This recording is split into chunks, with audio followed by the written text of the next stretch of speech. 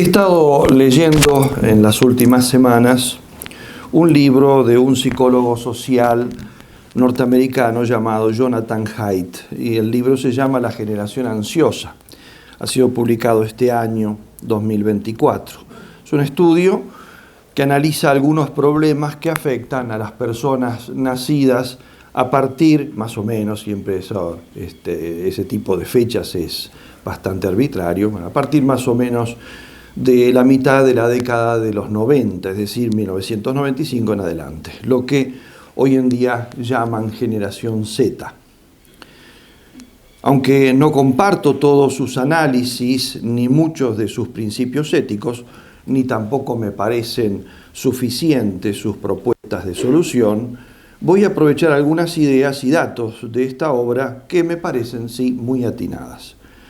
No titulo esta conferencia igual que el libro, se llama La generación ansiosa, porque esta expresión me parece demasiado acotada, por eso he preferido usar la generación entrampada, que me permite englobar mejor la enorme gama de problemas que afectan a nuestros contemporáneos.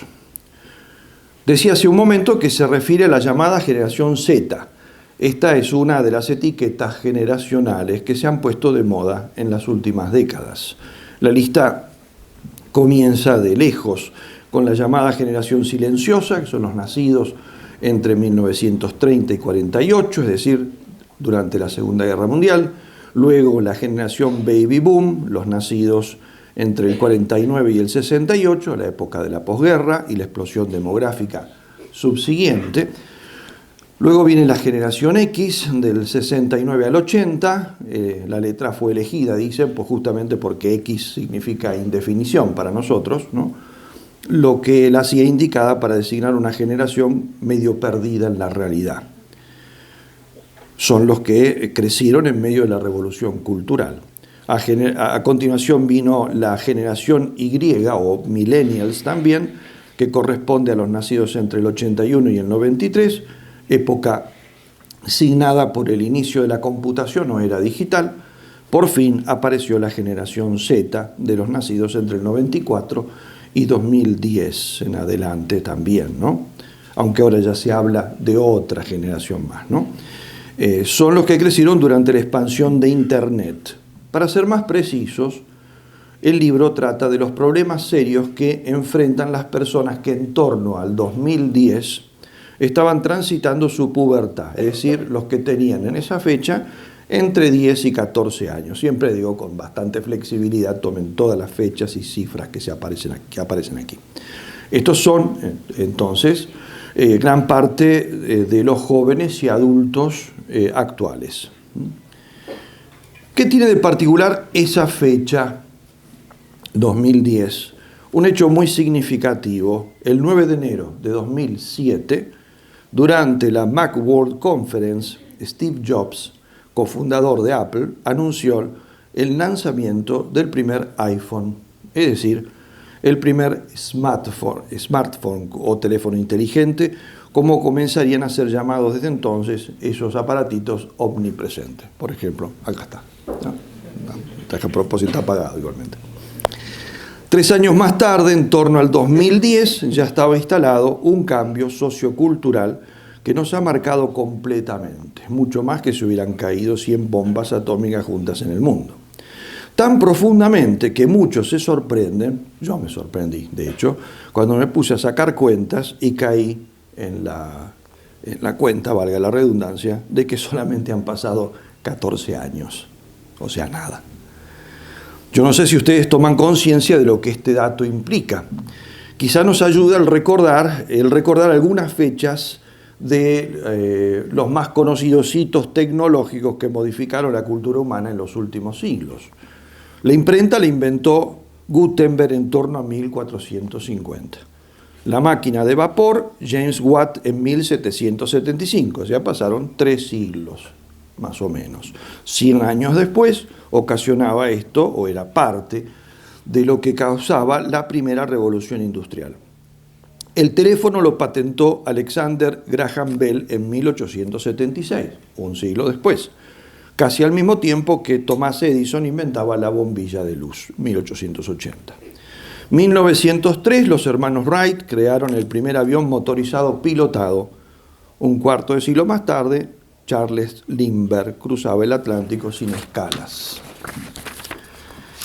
En 1947 se inventó el transistor o semiconductor y John Blankenbaker comercializó el primer ordenador o computadora, el Kenbach I, en 1971. La primera computadora personal con microprocesador fue la Micral N en 1973. En 1969 surge el germen de lo que será Internet. 22 años más tarde, en 1991, Tim Berners-Lee presenta la World Wide Web, la WWW, la red informática mundial, que produjo una verdadera transformación en la sociedad. Poquito antes, 1983, surge el primer teléfono realmente portátil, el Motorola Dynatac 8000X, diseñado por el ingeniero Martin Cooper, con una autonomía de 30 minutos, pesaba 800 gramos, medía 33 centímetros por 4,5 por 9 y costaba en el mercado lo que hoy serían unos $11.000 actuales, en aquella época 4.000. Solo servía para hablar. Poco después ya se podían mandar mensajes de texto. Pero en 2007 nace el primer teléfono inteligente, el iPhone. Y comienza una carrera vertiginosa y verdaderamente exponencial. En solo una década hemos pasado de hablar más fluidamente por teléfono, al uso de Internet en nuestros móviles, a la navegación por GPS, a tener en la sola palma de nuestra mano la tecnología mayor a la que tenía la NASA hace 30 o 50 años atrás. Y de ahí hemos pasado actualmente a la llamada inteligencia artificial y de esta a la inteligencia artificial generativa. Y los plazos entre un fenómeno y otro se han ido acortando. El primero era unos 300 años, hoy en día se habla ni siquiera de década, de años, de meses, para un salto al otro, ¿no? Cuando visité en el año 2006 el Intel Museum en Santa Clara, el museo de Intel, ¿no?, en California, lo que más me llamó la atención fue un dato que estaba escrito en una de las paredes y que decía que si la industria aeronáutica, era una comparación para que uno tomara conciencia de lo que había sido el proceso, ¿no? Si la industria aeronáutica hubiese avanzado con la misma efectividad que lo hizo la tecnología de los microprocesadores desde 1971 al 2000, yo fui en el 2006, en ese momento, 2006, un vuelo de avión desde San Francisco a París, que son 9.000 kilómetros, debería realizarse en solo 1 minuto y debería costar solamente $0.01. Pero 2006 fue un año antes del iPhone. Por eso, ¿cuál sería el cálculo si lo hiciéramos ahora? Capaz que está puesto, yo no he ido más al museo de Intel, ¿no? ¿Cuál sería el cálculo? Probablemente sea un cálculo fascinante. El problema es, ¿esto es sin costos humanos? La respuesta puede ser muy preocupante. Precisamente este libro, al que me refiero en algunos tópicos del mismo, no todo, denuncia algunas de esas cosas preocupantes, aunque también tiene, como ya dije, graves falencias. Algunos de sus datos son muy útiles, son los que voy a utilizar, pero no se puede compartir todo su enfoque. De hecho, el autor se confiesa ateo, su visión antropológica parece reducir el ser humano a una dimensión material, su inteligencia a funciones cerebrales y emotivas. Su visión moral de algunos temas como la pornografía es muy deficiente. Por ejemplo, considera muy mala y dañina para el niño y el adolescente que están en etapa de crecimiento, pero después sostiene que no toda ella es dañina, y lo mismo parece indicar respecto de la libertad sexual de cada persona. Pero insisto, algunos de sus datos son muy interesantes y yo me voy a servir de algunos de ellos encuadrándonos en una visión antropológica más correcta. Las diversas generaciones que mencioné antes se distinguen, entre otras cosas, por la tecnología que usaron en su infancia. En un siglo se pasó de la radio a la televisión, de ahí a las computadoras personales, luego al Internet y finalmente a los smartphones y ahora a la IA, o sea, la inteligencia artificial. El salto más importante se dio en torno a 2010. donde se produce lo que el autor llama el Great Rewiring, es decir, el gran recableado.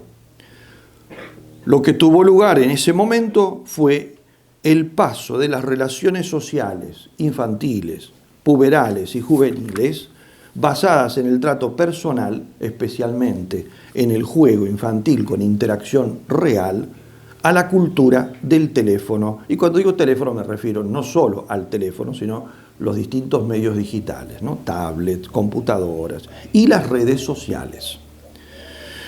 Quizá alguno no entienda la portada de esta verdadera revolución antropológica práctica, ¿no? Digo práctica porque al mismo tiempo la revolución de las ideas se desarrollaba paralelamente en las aulas universitarias, ¿no?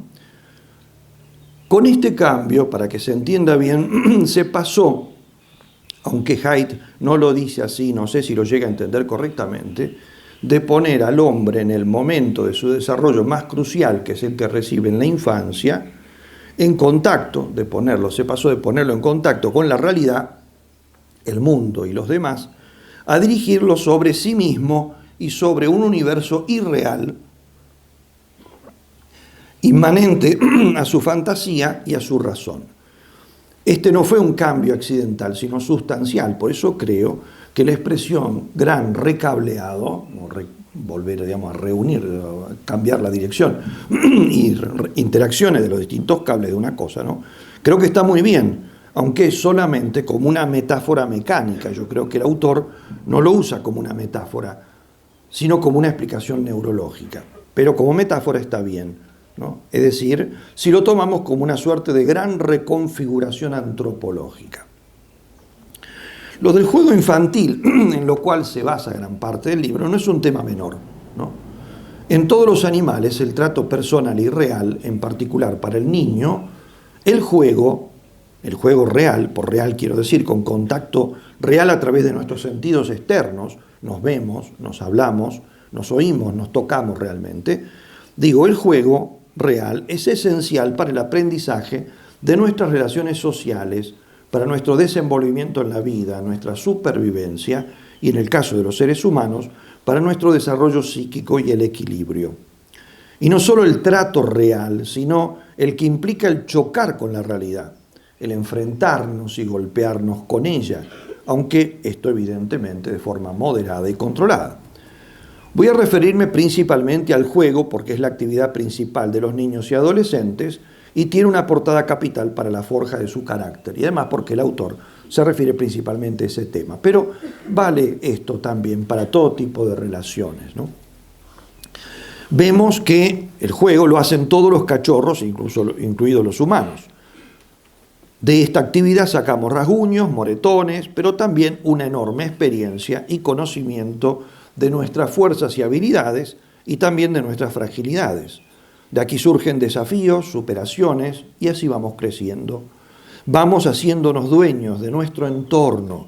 Conquistamos nuestro pequeño jardín, los árboles a los que trepamos, los animales que criamos, aprendemos a usar los juguetes que algún día serán reemplazados por las herramientas con las que nos ganaremos la vida o con las que nos defenderemos o simplemente con las que transformaremos el mundo. El juego es esencial a todos los seres vivos que a través de él experimentan el mundo que los rodea, pero con gozo. Vencen sus miedos y timideces, aprenden a trabajar en equipo, se robustecen física y psíquicamente, se superan. En fin, se hacen hombres y mujeres capaces de enfrentar la vida y no dejarse aplastar por ella. El juego se transforma en deporte, que es el juego ya organizado, con metas y competiciones que exigen esfuerzos y entrenamientos para ir creciendo en vigor y en destreza. El juego en el animal adiestra su habilidad física y sus capacidades naturales, pero en el hombre, dotado de inteligencia espiritual, desarrolla por un lado el arte y la técnica y por otro la prudencia, porque al fin y al cabo los actos que realiza son actos humanos y morales, es decir, buenos o malos, por lo que debe también aprender a conocer el valor de los mismos y discernir cuáles puede honestamente hacer y cuáles no. Los grandes educadores de todos los tiempos han comprendido extraordinariamente, por eso, el valor de este tipo de relaciones.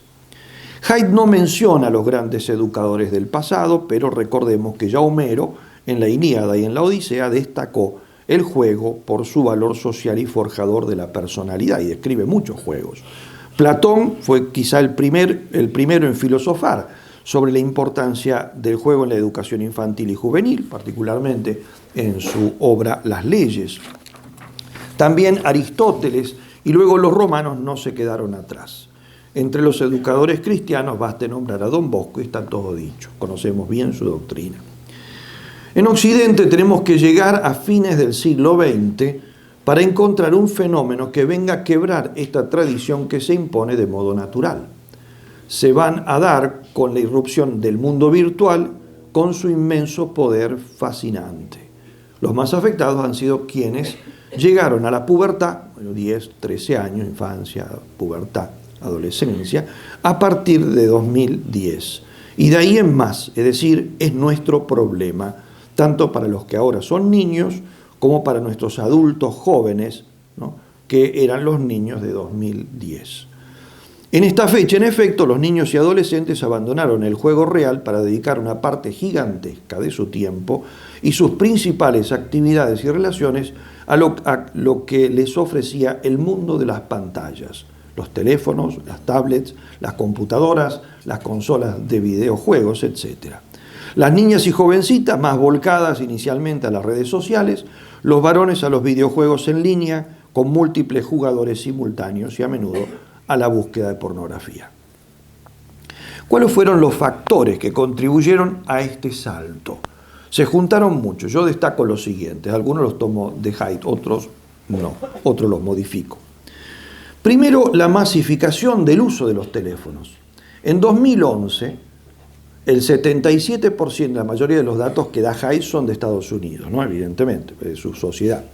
En 2011, el 77% de los adolescentes estadounidenses tenía un teléfono, pero solo el 23% de ellos, de estos teléfonos, eran teléfonos inteligentes.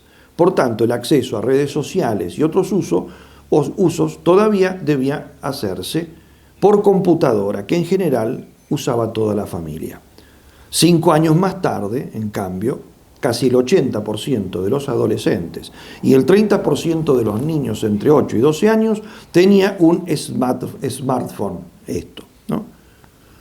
Segundo, la vertiginosa carrera por ganarse el monopolio de la atención de los usuarios, en particular de los niños y adolescentes.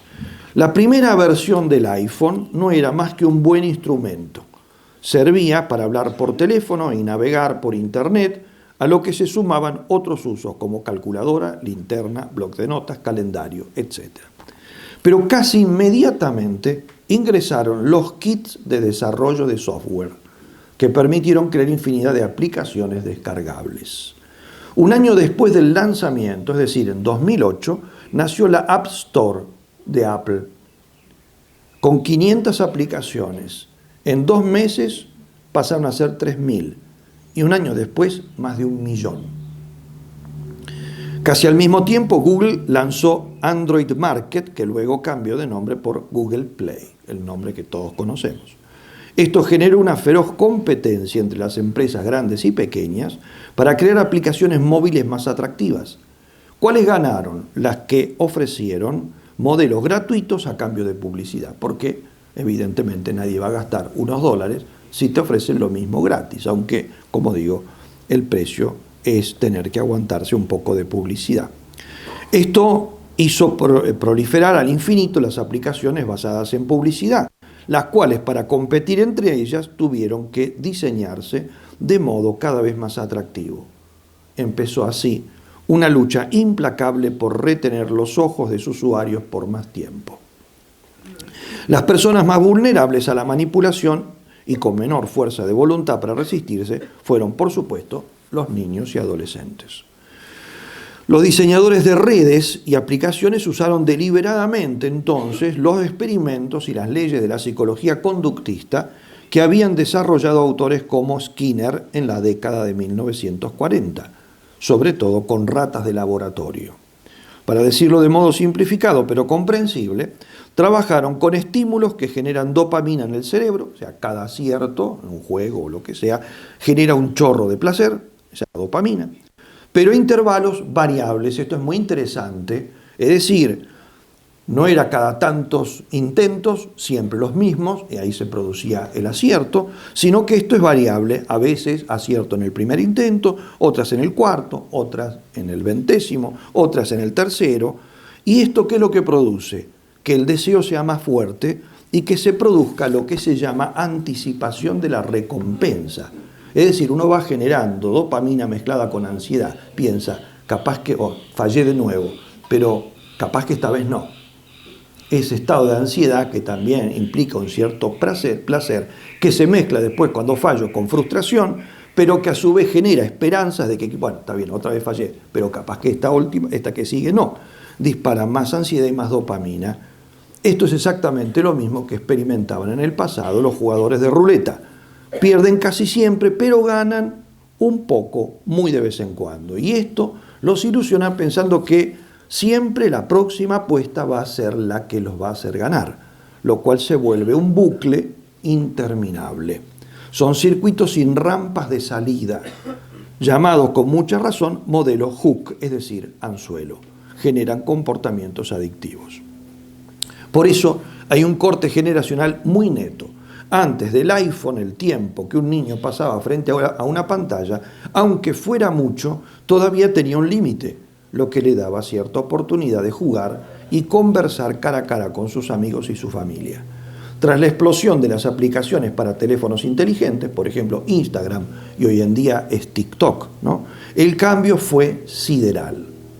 En 2015, más del 70% de los adolescentes estadounidenses llevaba consigo un teléfono o una tablet. Y estas pantallas captan completamente su atención, incluso cuando están con sus amigos. De hecho, los vemos a veces en grupo, pero cada uno metido en su teléfono. Tercer factor. Este modelo se modificó para los humanos, es decir, el modelo de Skinner, de los conductistas, se lo va a modificar para aplicarlo a los humanos. Los experimentos eran con ratas, ¿no? Añadiéndole un ingrediente que no se puede usar con animales, y es la inversión. Es decir, a los seres humanos se les ofrece que ellos pongan algo de sí mismos en la aplicación, y esto hace crecer mucho más el interés y la ansiedad. Esto ocurrió en 2009, con las redes sociales fundamentalmente. Algunas de ellas, como Facebook, MySpace, Friendster, existían desde 2002.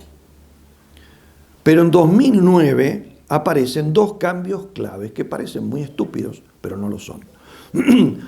Facebook introdujo el botón me gusta, like, y Twitter introdujo el botón retuitear, lo que fue replicado inmediatamente por todas las demás plataformas. Esto permitió que el usuario fuera midiendo el éxito de sus publicaciones y sus seguidores, ¿no?, cuántos tiene, fomentando que cada uno diseñase sus publicaciones, subiendo fotos, videos, textos, en orden a lograr más difusión y aceptación. Por lo tanto, a las aplicaciones diseñadas para captar su atención se sumó el afán de los mismos usuarios para atraer la atención de sus pares, buscando su aceptación, seguimiento, reprobación, aprobación, aplauso. Y esto genera una ansiedad enfermiza. Todos seguramente lo conocen por experiencia propia o por experiencia de sus conocidos. La impaciencia por recibir un like o sumar un seguidor, la frustración al recibir un pulgar para abajo o ver que algún seguidor se baja o se recibe un comentario despectivo. Y cuando en 2010, además, fíjense, siempre 2007, 2010, 2014, ¿no? Cuando en 2010 aparecieron las cámaras frontales, las cámaras frontales, que permitieron con más facilidad tomarse fotos y videos de uno mismo, o sea, las famosas selfies, se dio otro salto más. Como dije, esto refuerza el sistema de captación, porque cuando los usuarios de redes añaden una foto, un video o un texto esperando recibir un like o un comentario elogioso, se les dispara inmediatamente la comezón por saber si alguien vio o leyó lo que pusieron, si efectivamente recibieron ese like o dejaron un comentario, si se sumó algún nuevo seguidor o si la publicación fue retuiteada. Esto pasa a ser un estímulo incesante porque la persona entra, ve que nadie le ha dado todavía ese like, se deprime y sale. Pero a los pocos minutos vuelve a dispararse su curiosidad para ver si ya cambió su suerte, si ya le llegó el esperado like, y así hasta el infinito. Porque incluso si encuentra el like, después quiere saber si no hay otro más, ¿no? Haidt afirma lo siguiente: sabemos que Facebook enganchó intencionalmente a los adolescentes utilizando técnicas conductistas gracias a los archivos de Facebook filtrados en 2021 por la ex empleada Frances Haugen. Ella le hizo un juicio a Facebook por esto. Su testimonio frente al Senado de los Estados Unidos expuso las prácticas dañinas de la red social. Las técnicas empleadas son adictivas y los creadores lo sabían desde el inicio y apuntaron a sabiendas al público infantil y adolescente, que es el que tiene sus cerebros y sus corazones con mayor plasticidad porque están en periodo de formación. Si esto se le suma a la difusión de Internet de alta velocidad que comienza en la misma época y los algoritmos que empezó a usar primero Facebook, después los demás, diseñados para enviar noticias y propaganda seleccionada según las características captadas en los usuarios, tenemos un cóctel completo. Todos estos avances se dieron entre 2010 y 2015, que es el tiempo en que ocurrió lo que Haidt llama ese gran recableado. Imaginen, a su vez, lo que esto puede haber generado durante el tiempo de la pandemia, cuando el recurso, en muchos casos, el recurso a los medios digitales se disparó exponencialmente, representando en muchos casos casi la única ocupación de los niños y adolescentes y adultos también, en la mayoría de los hogares de todo el mundo. Cuarto, a esto hay que añadir otra cosa importante, que es el tremendo desenfoque parental, o sea, de los padres, sobre la cuestión de la seguridad de sus hijos. Haidt señala que en las últimas décadas los padres de muchos países occidentales, él se refiere principalmente a Estados Unidos, Inglaterra, etcétera, pero creo que se puede ampliar más, tomaron dos decisiones equivocadas sobre la seguridad de sus hijos. Por un lado, se convencieron de que el mundo real estaba lleno de peligros que era necesario evitar para que los niños se exploraran sin supervisión de un adulto. Y dice, a pesar de que en realidad los riesgos derivados del crimen, de la violencia, de los conductores ebrios y otras causas venían disminuyendo drásticamente desde los años 1990, ¿no? Y por otro lado, permitieron que los niños vagaran libremente, como digamos, que no hagan aquello, entonces que estén ocupados con esto, que es más inocuo, que vagaran libremente por el salvaje oeste del mundo virtual, donde en realidad abundan las más grandes amenazas infantiles. Y pone este ejemplo: muchos padres sienten un temor inmenso de que su hijo caiga en manos de un depredador sexual en la calle o en la escuela, cuando hoy en día los delincuentes sexuales pasan la mayor parte de su tiempo en el mundo virtual, ya que Internet les facilita enormemente comunicarse con los niños y hacer circular videos sexuales y violentos que involucran a menores. Los padres obsesionados con potenciales peligros, que algunos son reales ciertamente, aquí se trata en cambio de la exageración, ¿no? No dejan que sus hijos vayan solos a la escuela, ni que jueguen en la plaza del barrio, ni en la vereda de la casa, ni en la parroquia, ¿no? Se está dando lo que el sociólogo inglés Frank Furedi llamó a comienzos de este siglo, porque el libro de Furedi es del 2000, ¿no? Paternidad paranoica, es el título de su libro, y el subtítulo es ¿por qué ignorar lo que dicen los expertos puede ser la mejor decisión para tu hijo? ¿No? Así, ¿no? Se refería, con esta expresión, Furedi, a verdaderas actitudes paranoicas respecto de la seguridad infantil externa, lo que les puede suceder en la calle, en la escuela, en la plaza, en un campamento. Por ello, se pueden perder, golpear, herir, matar, pueden secuestrarlos, abusar de ellos, escandalizarlos, y por eso los obligan a vivir sobreprotegidos, imponiéndoles en definitiva cargas pesadísimas a su psicología. Las noticias difundiendo historias que asustan a los padres con estos temas han sido tantas que han creado, dice Furedi, un verdadero mercado de padres aterrorizados. A los niños se les enseñó a temer a los adultos desconocidos, es así, ¿eh? Que no se te acerque nadie, tener cuidado, avisa enseguida si alguien te habla, ¿eh? Especialmente si son hombres, varones. Se difundió hasta el infinito la expresión peligro de extraños, creando un ambiente de espanto y sospecha Esto ha sido potenciado a su vez por el pánico de muchos adultos a ser vistos como potenciales depredadores. Si se acercan a un niño para saludarlo, para ayudarlo si se cae en la calle. Por lo cual, muchos adultos han terminado por alejarse, mantenerse a distancia, no involucrarse, no corregir a un niño aunque vea que se está portando mal, porque pueden terminar denunciados ellos. Así los padres se han quedado solos y atemorizados del mundo. Pero contradictoriamente, esos mismos padres se habituaron a dejar solos a sus hijos con una tablet, una computadora o un teléfono, esto durante horas, a veces encerrados en sus propias habitaciones, logrando que cada vez más niños y niñas consuman pornografía a partir de los 10 años de edad e incluso a edades más tempranas, que hagan amigos y seguidores suyos de las redes sociales a adultos, incluidos pedófilos con identidades falsas que se hacen pasar por niños o jóvenes, y que sus compañeros de colegio les pidan fotos suyas subidas de tono y luego los extorsionen, amenazándolos con subirlas a una red social o mandarlas masivamente por WhatsApp, a menos que les envíen otras más atrevidas, incluso de desnudos totales, sobre todo si son niñas o chicas adolescentes. Estos datos no los estoy sacando del libro de Haidt, sino de los diarios de la República Argentina el último mes, porque esto está pasando acá, y ya de hace tiempo. Todo esto que he descrito ha terminado por trastocar el desarrollo normal del niño y del adolescente. Ha cambiado el modo en que nos relacionamos con el mundo y con las personas.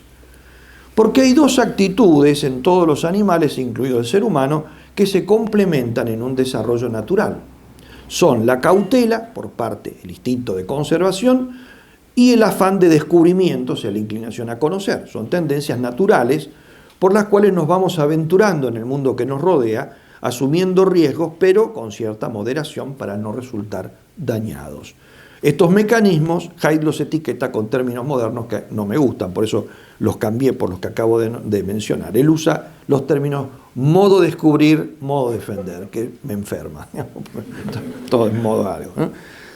Y sin embargo, era una cosa que ya conocía Aristóteles, que comienza su metafísica justamente constatando el afán de conocer del hombre, ¿no?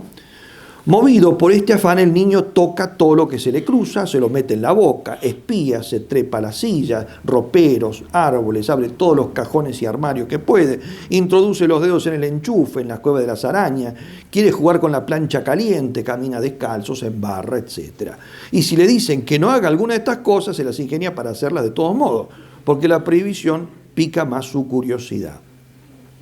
Esto muestra que hay un poder instintivo que lo lleva a descubrir la realidad, a hacerse cargo de ella y a dominarla y a lograr experiencias personales de todo lo que lo rodea. Esto no hay que bloquearlo, sino encauzarlo. Alguna de estas cosas está mal, por supuesto, ¿no? Pero por eso hay que encauzarlo para que lo haga como corresponde y además para que también dentro de ese marco tenga la obediencia a sus padres. Paralelamente, posee también un instinto que lo hace temer y, en consecuencia, cuidarse de correr riesgos innecesarios, aunque sumando y restando acepta más los desafíos, porque para conquistar la realidad hay que asumir algunas contingencias. A la persona normal, estas lo estimulan y está dispuesta a pagar un precio por sus descubrimientos y experiencias, que se cuenta generalmente en rasguños, magulladuras, moretones, quemaduras, heridas leves, ojos en compota y, llegado el caso, algún diente roto. Todos tenemos más de una cicatriz, ¿no? Esto es tan normal y sano que tiene efectos antifóbicos. Es un dato interesante. Haidt destaca, en efecto, que casi ninguna aventura de nuestra infancia, incluso las que nos costaron caras, nos generó una fobia. Así, por ejemplo, muy pocos de nosotros tienen fobia a los árboles, aunque todos nos hemos caído de ellos. A jugar deportes de roce, aunque estamos repletos de esguinces y torceduras. A las bicicletas, a pesar de habernos caído tantas veces con ellas. No tenemos fobia a los cuchillos, a los serruchos ni a los martillos, y eso que nos hemos cortado y machucado los dedos cientos de veces. En cambio, le tenemos fobia a cosas que no hacen daño o que lo hacen muy excepcionalmente. Nos aterran las arañas, las víboras, las ratas, la oscuridad, los ascensores cuando se detienen unos instantes entre dos pisos, los microbios, los sapos y el viejo de la bolsa, ¿no? Hoy, a causa del temor paranoico de muchos padres a que les suceda algo malo a sus hijos, estos no pueden columpiarse ni subirse a un tobogán si no hay un preceptor delante, el cual por otra parte no se lo va a permitir si el niño lleva puesto un traje de astronauta o si no media por lo menos un contrato firmado por los padres desligándolo de toda responsabilidad. Porque si el niño se pega un golpe y aparece en casa llorando con un rasguño, los padres le van a hacer un juicio al maestro o al preceptor y van a terminar perdiendo el trabajo. Como resultado, muchísimos niños no saben lo que es treparse a un árbol, meterse en un bosque, seguir un sendero de montaña, nunca escalaron un cerro, ni se subieron nunca a un caballo, ni han ido a pescar a un río. No queremos que se caigan, que se ensucien, que se mojen, que se raspen, que se sientan lejos de casa y sin celular en un campamento. Los sobreprotegemos, los llamamos por teléfono cada media hora y cuando estos cumplen 30 años se gastan una fortuna en tratamientos psicológicos y psiquiátricos. En suma, hemos quitado a los niños muchas de las emociones fuertes que ellos buscan instintivamente y que los más viejos hemos experimentado con gozo en nuestra infancia. Con esto les hemos impedido que venzan sus miedos infantiles, que aprendan a superarse, a vencerse, a desear conquistar el mundo real, pero riesgoso. Como consecuencia, la mayoría de los niños actuales se vuelcan hacia una vida encerrada y aislada. A esto habría que sumarle el hecho de que además no tienen hermanos, casi no tienen primos, y que cada vez entonces, por la misma razón, si tienen amigos, son muy pocos y se ven menos. Y allí terminan perdiéndose entonces en un mundo virtual, en espacios que el autor llama para adultos, pero que en rigor de verdad no son para adultos porque son inmorales, porque estamos hablando de pornografía, cibersexo, apuestas, violencia, etc. Así un número gigantesco de niños y adolescentes desde 2010 en adelante, que hoy son adultos, han reducido sus relaciones a interacciones caracterizadas por 4 rasgos novedosos.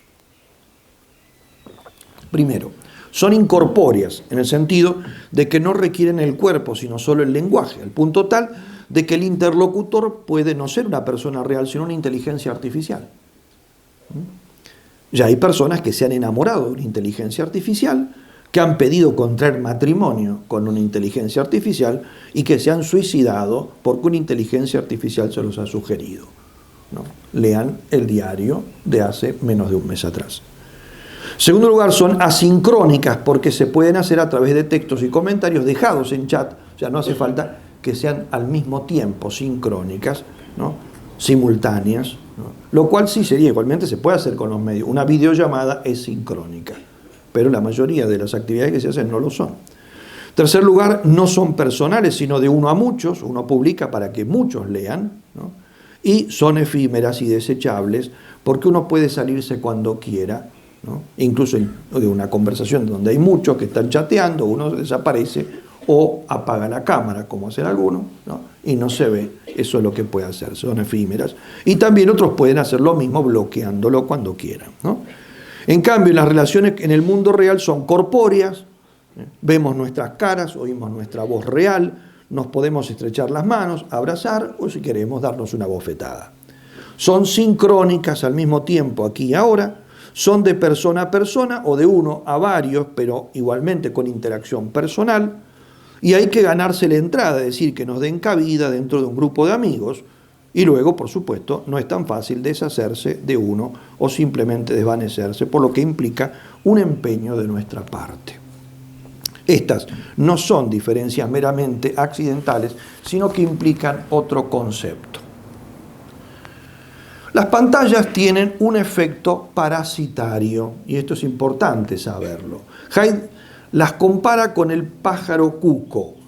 Cuando la hembra cuco está a punto de poner sus huevos, en vez de hacerlo en el nido propio, busca uno de una especie más pequeña y no vigilado y los pone allí. Entre nosotros los tordos hacen lo mismo.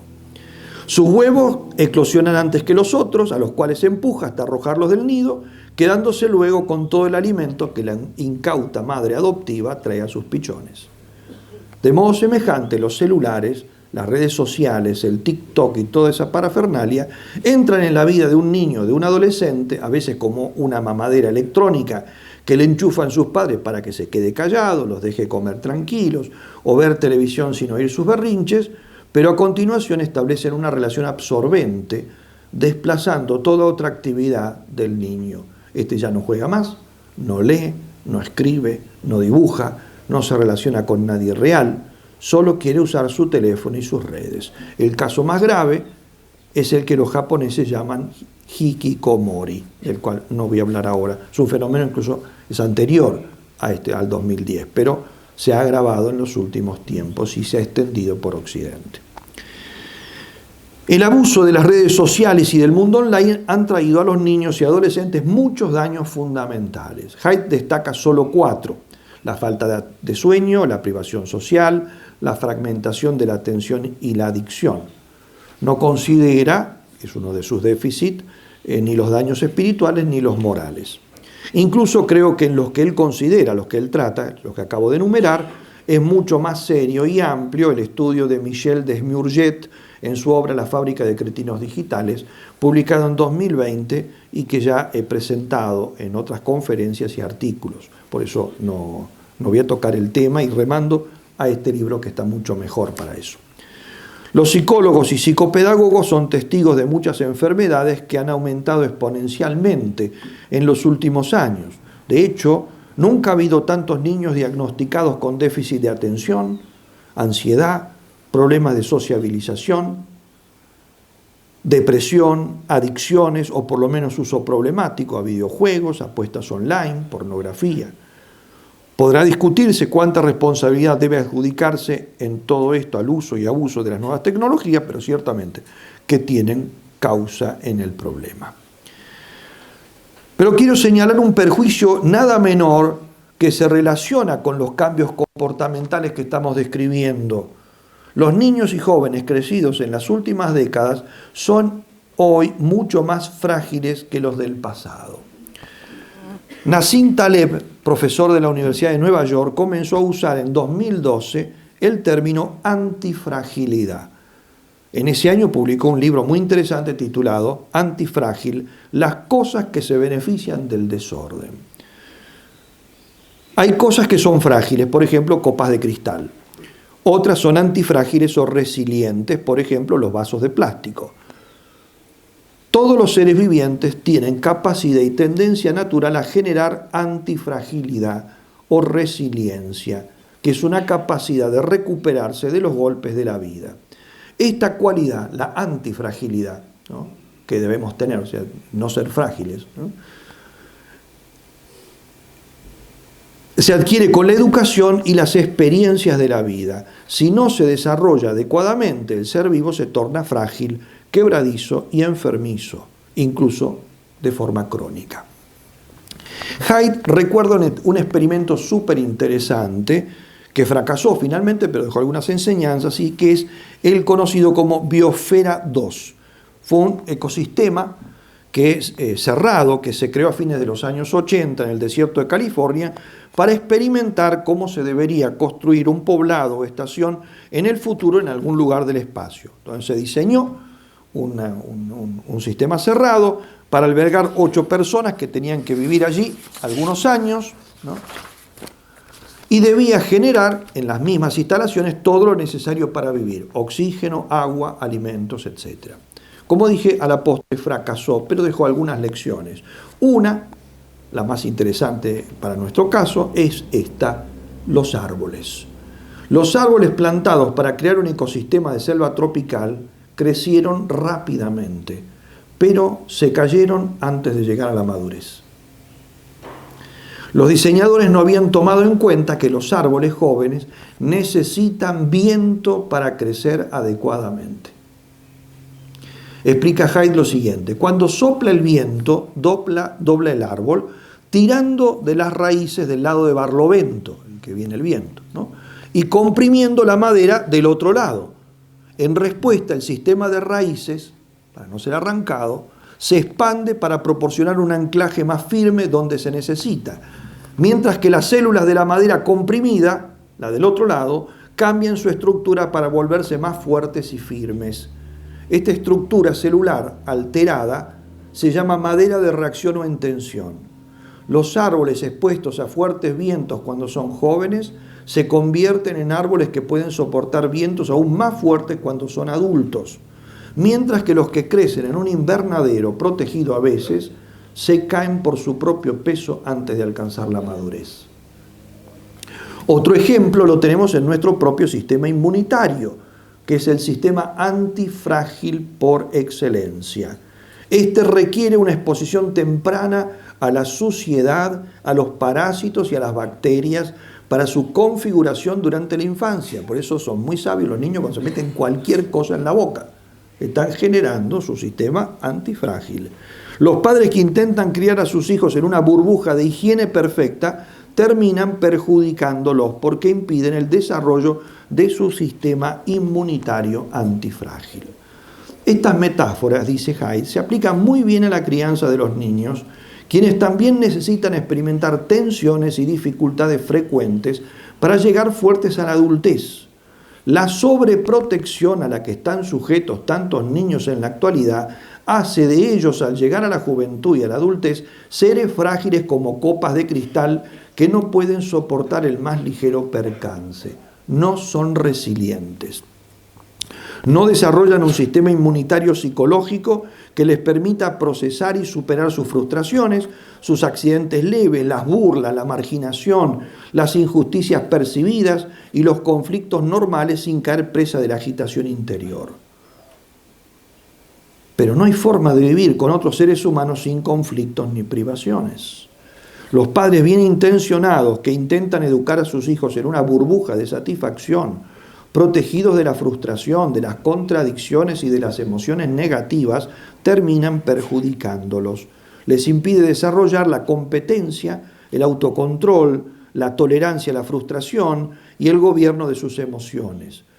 Varios estudios revelan que los mimos o el estilo de crianza helicóptero, los padres que están ahí vigilando todo, ¿no?, se correlaciona con posteriores trastornos de ansiedad, una baja autoeficacia, es decir, inseguridad para alcanzar los objetivos y dificultades para adaptarse a la universidad si es que van.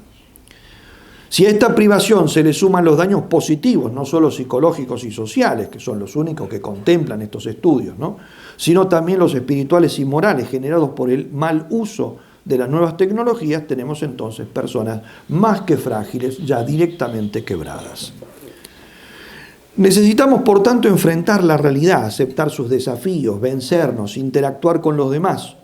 Una persona necesita ponerse cara a cara delante de los otros, correr riesgos, mostrarse tal como son, renunciar a sus cosas y comodidades. Uno tiene que aprender a pedir perdón cuando se equivoca y cuando perjudica a alguien, vencer su timidez, sus miedos, desarrollar virtudes de convivencia, aprender a compartir. El juego y la vida social infantil ofrecía hasta hace poco todo esto. Cuando comenzó a declinar a partir de los años 80 por miedo a los peligros exteriores y un par de décadas más tarde se abrió la posibilidad de reemplazarlo por los medios virtuales, se produjo la transición hacia una infancia basada en el mundo digital. Al poco tiempo, el teléfono inteligente metió ese mundo en el bolsillo de cada niño, joven y adulto, y los aisló de la sociedad. Desde 2010, la mayoría de los niños y jóvenes pasan más tiempo dentro de su burbuja que en el mundo real. El resultado al día de hoy son consultorios psicológicos y psicopedagógicos inundados de niños, adolescentes y adultos con problemas de salud mental, altas tasas de ansiedad, déficit de atención, depresión, confusiones sexuales, adicción y autolesiones. Y esto puede empeorar todavía más. Primero con el llamado metaverso, que lo definen así. Esta es la definición que aparece en Internet, ¿no?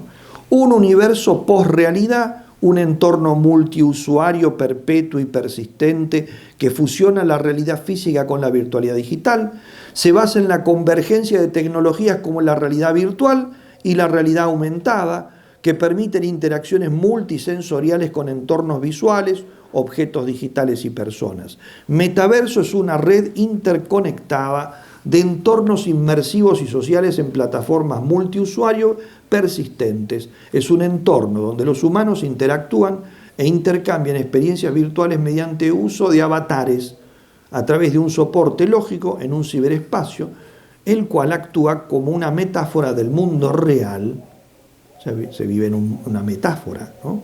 Pero sin tener necesariamente sus limitaciones. Esa es la definición, ¿no? Simplemente. A esto se suma el salto realmente cualitativo que se ha dado en los últimos años de la inteligencia artificial y ahora, desde hace un par de años, o menos incluso, de la inteligencia artificial generativa que permite la producción de fotografías, videos y noticias súper realistas.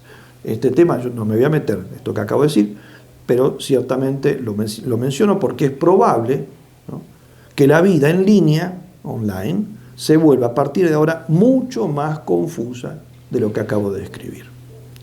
Bien, habría muchas más cosas para decir, pero voy cerrando. Si leen el libro de Haidt, verán que he seleccionado solo algunos de sus datos y que incluso los he sacado del contorno que les da y los he enfocado de la antropología realista. Para concluir, yo quisiera sacar algunas conclusiones que pueden ser útiles para nosotros. Primero, la relación con las tecnologías no es inocua, no puede ser inocua, ¿no? El magisterio de la Iglesia ya alertaba en la Donum Vitae, 1987, que la ciencia sin la conciencia no conduce sino a la ruina del hombre. El poder psicológico de toda realidad tecnológica, sobre todo las comunicaciones virtuales y cuánto se relaciona con la cultura de la imagen o actualmente la inteligencia artificial, es muy poderoso. La palabra más adecuada es fascinante, que describe dos efectos: la fascinación, capacidad de atracción y de hipnosis. Por eso tenía razón Arthur Clarke cuando escribía en su obra Perfiles del Futuro de 1962, cualquier tecnología suficientemente avanzada es indistinguible de la magia. ¿Qué diría si conociera la inteligencia artificial generativa, ¿no? Segundo, las nuevas tecnologías pueden tener un poderoso efecto evasivo. Siendo fascinante, la palabra que acabo de utilizar, la virtualidad evade del mundo real, que para muchos es tedioso e insoportable. En la realidad nosotros tenemos que esforzarnos, corremos riesgos, fracasamos a menudo, debemos mostrarnos como somos, nos aburrimos, somos lo que somos y no lo que nos gustaría ser. Acá no hay dragones, ni castillos, ni poderes mágicos, ni protagonistas perfectos, ni antagonistas diabólicos.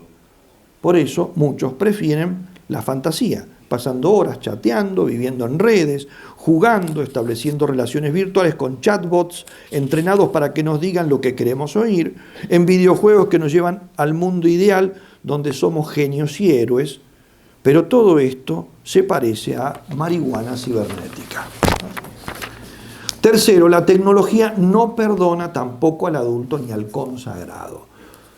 Ojo con esto, he hablado del problema en los niños y adolescentes, pero no es exclusivo de ellos, nos puede afectar a cualquiera de nosotros. Cuarto y último, la tecnología no es mala, sino neutra.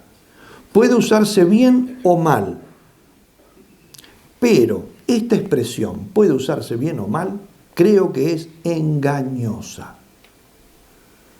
¿Por qué? Porque usar mal en realidad quiere decir dos cosas. Ante todo, que se puede usar para hacer el mal. Por ejemplo, si buscamos pornografía, si creamos imágenes desnudas de nuestros prójimos, si entramos en el mundo de las apuestas, si curioseamos en la magia y el ocultismo, o simplemente si perdemos el tiempo, que es un don de Dios, porque es lícito recrearnos, pero no es lícito malgastar el tiempo. Tenemos que rendir cuenta en el juicio final del uso del tiempo. De cada palabra ociosa no será, se nos pedirá cuenta de cada palabra ociosa, dice Jesucristo. Eso afecta justamente no solo a lo que decimos, sino cómo usamos nuestro tiempo. Por lo tanto, se puede usar para el mal, pero se puede usar también mal, a secas, malamente, no para hacer algo malo, sino usar mal aún cuando lo que yo esté haciendo quizá pueda ser bueno o neutro, indiferente. Lo usamos malamente si en lugar de ayudarnos a crecer, como cualquier instrumento, nos impide crecer. Nosotros crecemos, maduramos y nos perfeccionamos si crecen nuestros hábitos, es decir, nuestras virtudes intelectuales y morales. Estas nacen, se arraigan y crecen si se ejercitan y además con intensidad, porque son cualidades, no por número, no por cantidad de veces, sino por intensidad, actos intensos. La tecnología puede ayudarme, pero también puede evitar que yo me ejercite virtuosamente, causando que no adquiera hábitos o que los pierda si los tengo. Y esto está pasando hoy incluso entre los que creen que usan bien la tecnología. Si yo no estudio matemáticas porque tengo una calculadora, ni idiomas porque hay poderosos traductores online, si no respondo correspondencia porque la inteligencia artificial lo hace mejor por mí, si en vez de apelar al diccionario busco todo en Google, si no leo un libro porque ChatGPT me lo resume, si no investigo porque la inteligencia artificial lo hace mejor y más rápido que yo, etc., termino embruteciéndome y deshumanizándome. Y esto en cuestión de meses. Por eso nosotros tenemos que decidir a qué vamos a renunciar.